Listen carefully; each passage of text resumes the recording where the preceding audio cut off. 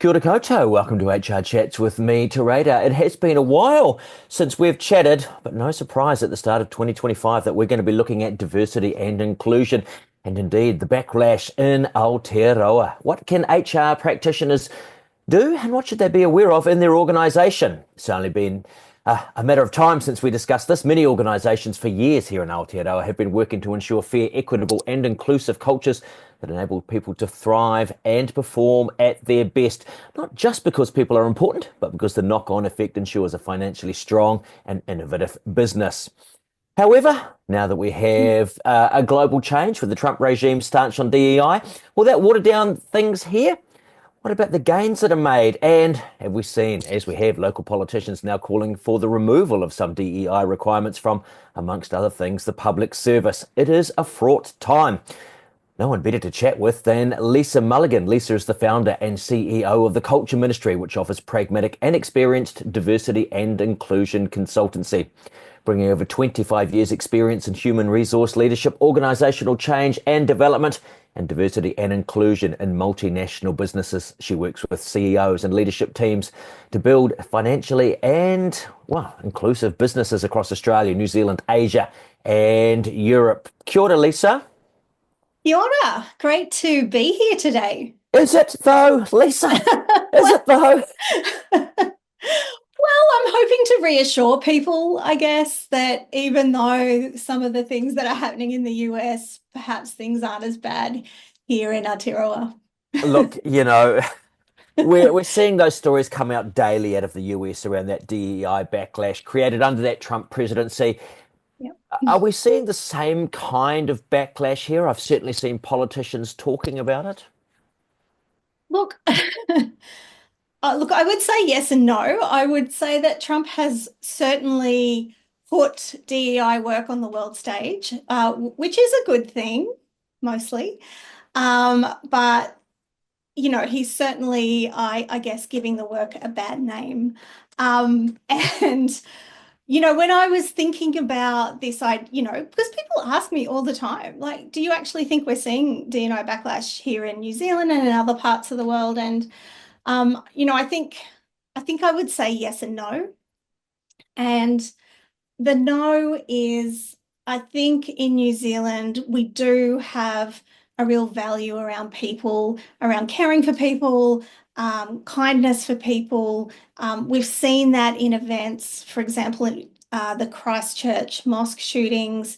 I wasn't living in New Zealand then, and when I looked into in New Zealand, the outpouring of care and kindness for those people involved was incredible. And as you said in the intro, we've got lots of organisations who are doing fantastic work in this space. So, that's a real positive. But also, as you said, there is the other side of the coin. We've got some politicians who Trump has almost given permission to come out and talk about these issues. We've seen Destiny Church, I guess, disrupting the Pride March that we had in February here. We saw violence at a library drag event. And we are seeing different politicians, really challenging the legislation. So I think there's a bit of both. But I think what's important to remember is that DEI work, the first letter is diversity, and there has always been people who resist this work and don't agree with this work. And, we need to be able to listen to those people and hear their points of view and understand where they're coming from. Yeah. Look, I'm just gonna say, like, how much of this do you think is a sort of a weaponizing and a popularizing of racism, misogyny, ableism, all of these isms? There does seem to be, I suppose, a legitimizing of some of those voices, or are those voices just the ones that make it to the top of the media pile? They say something outrageous, it leads the news, and people talk about it on the socials. Yeah, I think it's a bit of both. I think those voices were always there. You might, go to a family dinner and there is the typical uncle who No, comes out. it's an uncle, eh? It is always an uncle who comes out and says something incredibly offensive. So those people have already been there, but I think what the media is doing is taking, well, Trump's views and then going, okay, well, let's find those voices here in Aotearoa, and do they exist here? So yeah, it's really permission giving, Yeah, I think. yeah. I wanted to how much of it do you think is a scramble for popularity? There's clearly there are votes to be had. When we look at it from a political thing, you're always going to have your destinies and others, they'll have their belief. But in that kind of political sphere where people can drive this kind of change, Mm. I'm going to say there are certain minor parties and they're all scrambling for a little bit of the same vote. And some of that vote comes from a very anti-DEI kind of thing. So if they stand up against it, that pushes them over the line. Yes. Yeah, definitely. I definitely think that's true. And we're not just seeing it here in Aotearoa, we are seeing it in other countries. You can probably tell I'm Australian, and we're seeing some of the same behaviours of politicians in Australia. There's an election in Australia this year, so we're hearing some of those messages thick and fast, which is interesting, perhaps also concerning. Yeah, look at this. If we forget the politicians, Yeah. amongst ordinary folk, businesses that you talk to on a daily basis, is there a sort of a desire to continue their work in that DEI field? We've seen some other businesses, for whatever reasons, very publicly state that they're going to exit from their environments. How about Yeah. here? I haven't I haven't seen it here, but I have been hearing where some organizations might be pulling back, maybe not going as hard on the work. Um, so I've heard a little bit of that, but nothing too much. The way I look at it, though, the organizations who are doing this work and who do think it's important, they're doing it because they want to be able to attract the best talent. They want to have businesses that perform really well. And so they know this is how to do it. So no matter what a president of the US says, organizations in New Zealand know the value and will continue to do the work, in my view. Yeah. Hey, look, I'm curious around that, Lisa. Look, we've been through a period of quite low unemployment, and people really were looking for every advantage that they could find to get the best Yes. talent. Now Yeah. that things are a little slacker in the employment market, do you get a sense that businesses will continue to really strive to provide the best environment so they can still nab the best talent? Look, I think the top organizations, the market leading organizations will definitely continue to do that. I mean, no doubt there will be some organizations who'll take advantage of a loosening of the talent market and knowing that there's, more people out there for the jobs that they have. So, I think there's always organizations who will take advantage, but I think the ones um, that want to have good workplaces and want to have a strong organization will continue to do the work they're doing. Exactly. So for those human resources leaders that are in their workplaces right now, and what's the impact on them at this point in time? Yeah, look, I think being a HR leader, probably for the last 5 years has been super, super tough. Um, we had COVID, we had, making sure we look after the well-being of our people. We've had everyone working remotely, and it's felt like it hasn't let up. And now we have this backlash, supposedly, and so it's pretty tough. But for HR leaders, I think some of this work is, we've just got to keep at it. So HR leaders will be thinking about, are we are we in line with the legislation around our people? So in New Zealand, that's the Human Rights Act, which tells us what it's unlawful to discriminate on certain characteristics, things like sex, marital status, religious belief, and there's a whole range. Um, we have an Equal Pay Act that was written in 1972. There has been some amendments, but we still don't have equal pay in New Zealand. So there is a compliance piece for HR leaders that they will continue to work on. Um, and then on top of that is how do we create a great culture that people want to work at? Yeah. Yeah. Where do we sit globally with our legislation around this kind of thing? Are we Are we middle of the pack? Are we slightly ahead in some places or behind in others? Well, that's a very tricky question because I don't understand all of the legislation in New Zealand. I would say from what I've seen so far since living here that the standard has been set. So there are words that say that we should treat people well and we should look after people. And just because you've got brown skin and you're Indigenous to this country, you shouldn't be paid any less than a white person in this country. So we have some of that value that's been established. I think the challenge is, and this is the challenge for many countries, including Australia, where I come from, is how compliant are we against that legislation? And in some ways, I don't know if I can answer that. It would depend on the organisation, Yeah, but we know for pay, as an example, we have a just under 10% pay gap across the board. So we're not compliant. not at all. No. Look, for HR practitioners, for leaders who are sitting there as well, you know, for a long time, there've been this discussion of these nice to have programs, the importance of continuing to Yeah. have them as strategic and essential investments. Yeah. That conversation is still going to be ongoing, I'm sure. Yeah, definitely. And in some ways, I would recommend to organisations at the moment, or to HR practitioners, in fact, that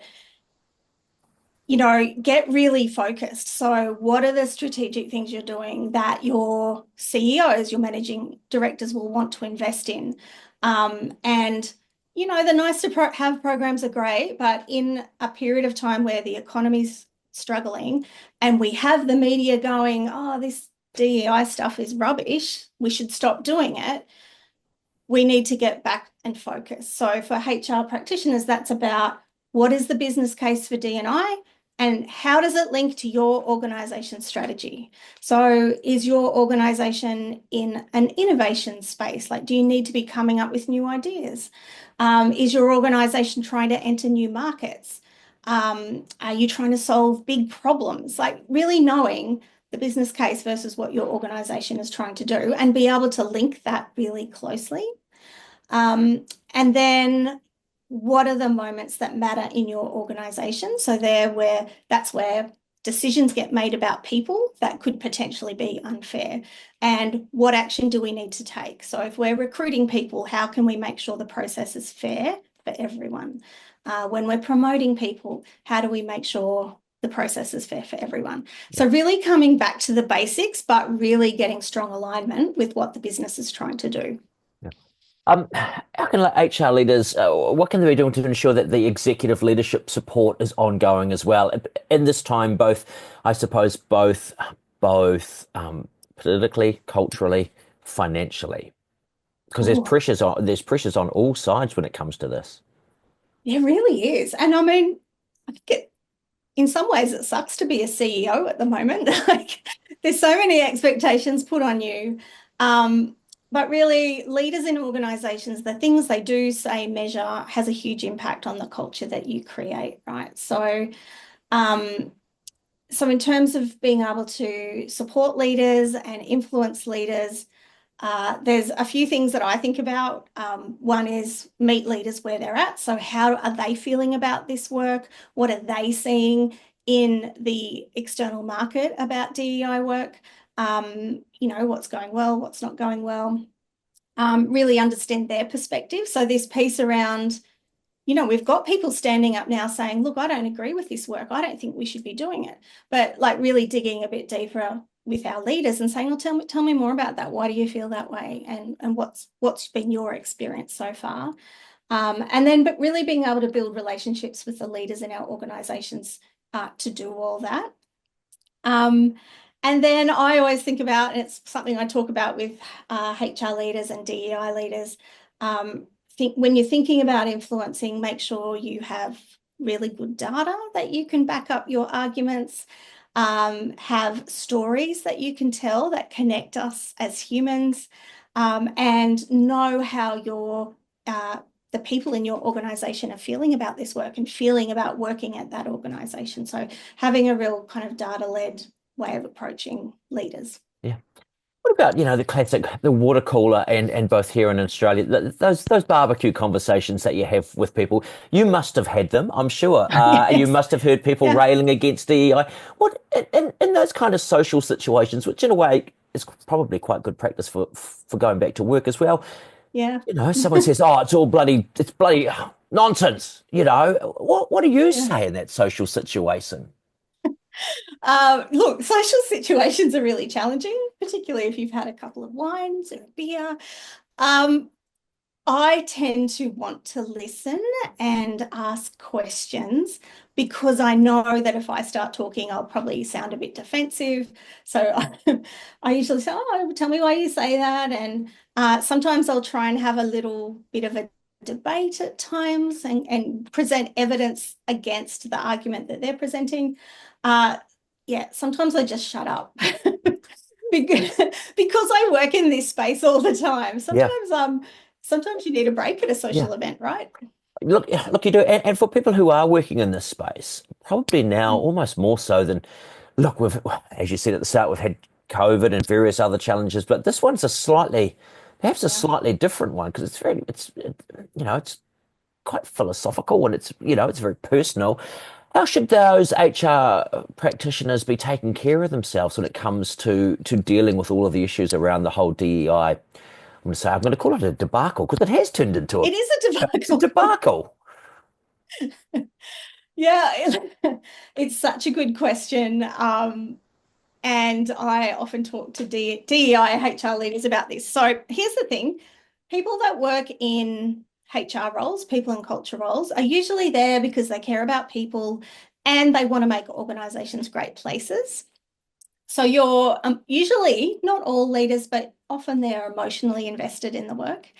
And then people who work specifically in DEI work usually have a really strong value around the work. So something's happened to them personally or in their family. And the work is really, really important. It's more than a job. And so when you are in value driven work like that, it is really hard when this stuff happens, when someone says to you, "Oh, this work is rubbish, I think we should just stop it." That's really upsetting because it's attacking your personal values in many ways. So I always talk to these leaders about, what do you do when things are tough? How do you step outside of it? What do you do to make sure that you mentally and physically are healthy and are going to be okay? I always remind people that this work is slow. It's culture change work and it takes time. So most days you might feel like you're not moving forward, and some days you feel like you're moving backwards. And that's normal. So really normalizing the stuff, and then have someone you can talk to. So have another person in your organization or another organization who understands, and that you can both have a chat about it. Yeah.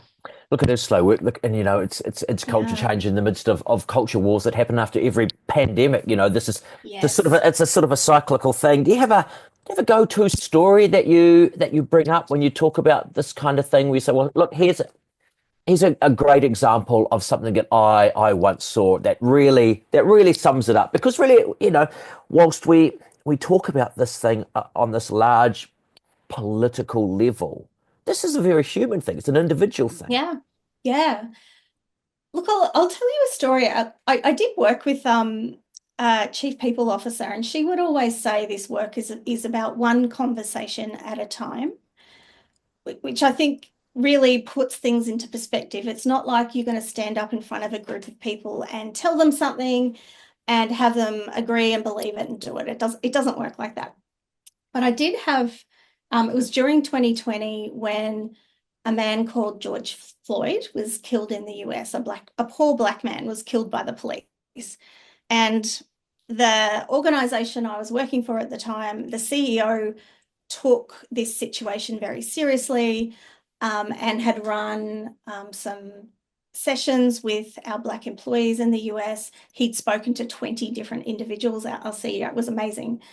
And then the CEO, I didn't know he was doing this, but at one of the executive team meetings, or it was an extended leadership team meeting, so it had about 40 people in it, was talking about the conversations he'd had with our Black people and the impact this death had had on them and their families. And I was like, this is amazing. One of the executive team rang me and he said, Lisa, the CEO, he just spent 2 hours talking about Black Lives Matter. I'm like, I said, oh, that's amazing. And he said, but Lisa, people are worried about their jobs because we were in the middle of a pandemic. And at the time, we were looking at restructuring and what we were going to do with the organization. And I said back to him, but people are worried about their lives. And it was a very direct thing to say to an executive team member, but it was in the moment because I was quite frustrated that he was worrying about jobs and we had people who can't safely leave their house with the police not killing them, right? And that was a turnaround point for me with that leader, that then he wanted to come and work with me because I'd challenged him on something. And so I always think it's just that one-on-one, being able to understand someone's perspective, being able to push sometimes on someone's perspective and have that kind of conversation. And, I've implemented really large programs in organizations, but it's those moments that I remember. Brilliant. Yeah, are you optimistic? Because you have to be. Yeah. Yeah. Yeah, because there are people doing great work. There are people leading organizations who not only care about having a successful business, but want to make it a great place for the people who are there. So yeah, I'm optimistic about that. Probably more important than ever that we celebrate those, those stories when we can, and Yeah. actively seek them out, because, if you are in a business and there's a few of you and you're sort of feeling all of this pressure coming down, it's good to look out, say out the window and say, actually, there are some other people over there with the same kind of pressures and they're doing the same things, and look what they're doing. Yeah, exactly. Brilliant. Thank you, Lisa. So what are you going to do with the rest of your day? Well, this is a good question. I am prepping for running some leadership work for tomorrow. Great. I'm sure there'll be a DEI component of that, I imagine. There definitely is. The work continues. Brilliant. Yes. Thank you, Lisa. Lisa Mulligan from the Culture Ministry. So there we go. Look, if you've got any thoughts on DEI, if you need anyone to chat to and talk about all of the many pressures that are facing you at the moment in any of the particular HR fields, but certainly this one, do get in touch with HRNZ, or indeed get in touch with Lisa. She's available. What's the website, Lisa? It is www.thecultureministry.com. And you can also find us on LinkedIn. And any listeners who'd personally like to connect with me on LinkedIn, I would love that. Great, we're connected now. Such is the world. We are connected. That's just the world we live in. Look, there, as many of the flaws as there are in this kind of modern world, there are some great benefits to it as well. Brilliant. Yes. All right. For now, from me to Rada, it has been another HR chat. Goodbye.